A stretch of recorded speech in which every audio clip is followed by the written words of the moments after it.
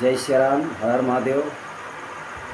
तो साथियों, बहुत बहुत धन्यवाद। आज का चुनाव महासंग्राम ख़त्म हुआ और मोदी जी की तीसरी बार सरकार बनने के लिए तैयार है।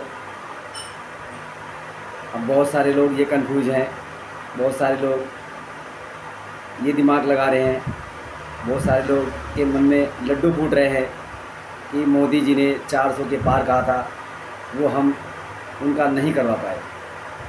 तो यही जो मन में उनके लड्डू फूट रहा है, मोदी जी ने कितने आसानी से पूर्ण बहुमत अपनी बनाई है, ये लोगों को हवा तक नहीं पता चला। क्योंकि मोदी जी पूरे विश्व के G20 के अध्यक्ष हैं।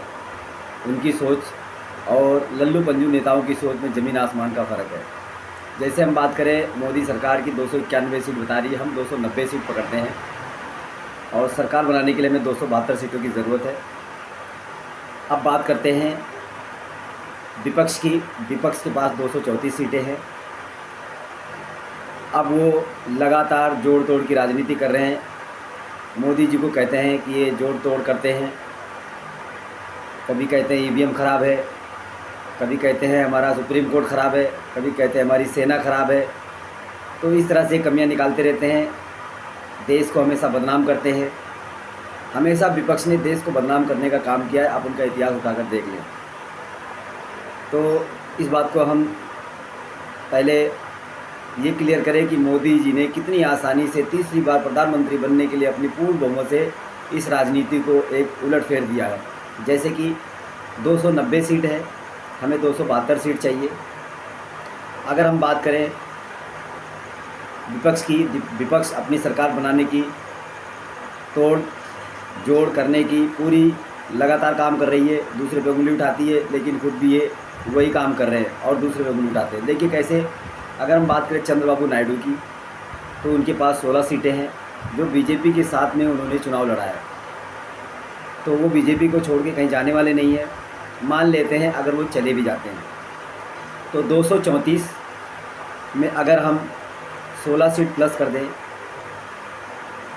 तो भी इनका बहुमत नहीं होता है।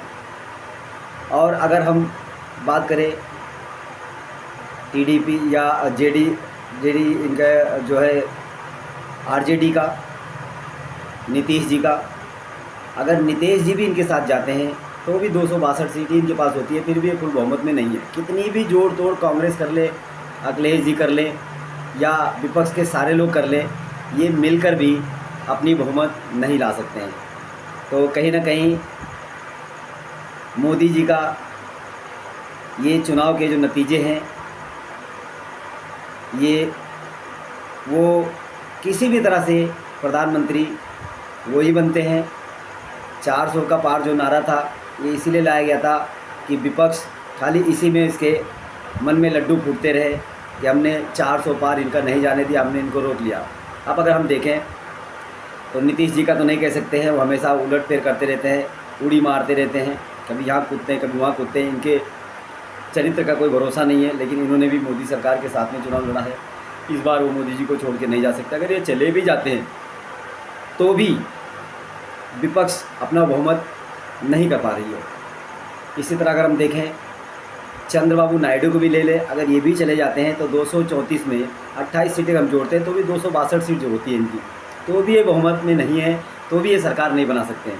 तो इस तरह से ये जो चुनाव हुआ है, ये इसलिए हुआ है कि ये ना कह सकें कि हमारा EVM मशीन ख़राब है, हमारे मोदी जी ख़राब है, हमारे वोटर ख़राब है।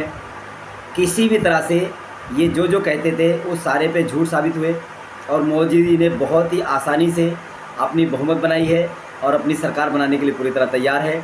और इनको किसी की माई का लाल ऐसा नहीं है जो इनको सरकार बनाने से रोक सके। क्यों? क्योंकि माँ के लाल है ही नहीं है।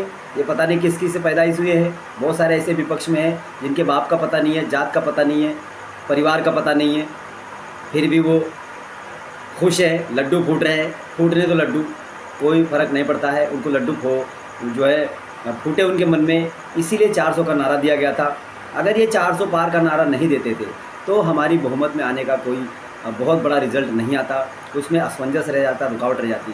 तो कहीं ना कहीं मोदी जी का ये चुनाव नतीजे रणनीति काम आई है और पूरे भारत को मैं बहुत बहुत दिल से धन्यवाद करता हूँ कि मोदी जी के सानिध्य में ये चुनाव फुल बहुमत से जीता गया है।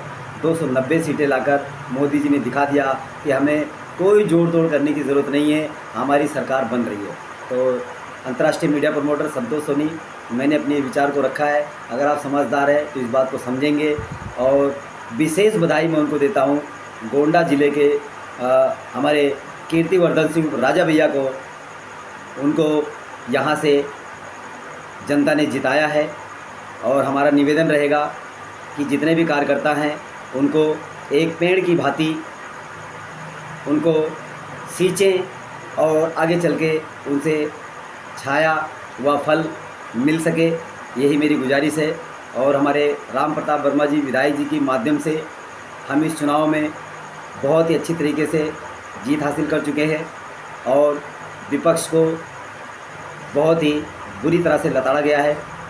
तो धन्यवाद गोंडा क्षेत्रवासियों को भी, पूरे भारतवासियों को भी और पूरे देश से जो भी कार्यकर्ता हैं वो अपने आप मनोबल को और बढ़ाएं और मोदी जी की इस रणनीति को नमन करें और उनको धन्यवाद दें। तो बहुत बहुत धन्यवाद। संतोष सोनी, अंतर्राष्ट्रीय मीडिया प्रमोटर और शारीरिक सलाहकार, न्यूट्रिशन काउंसलर, RCM बिजनेस से रॉयल्टी अचीवर।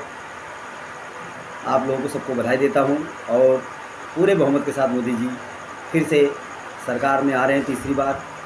सभी को बहुत बहुत धन्यवाद। जय सिया राम।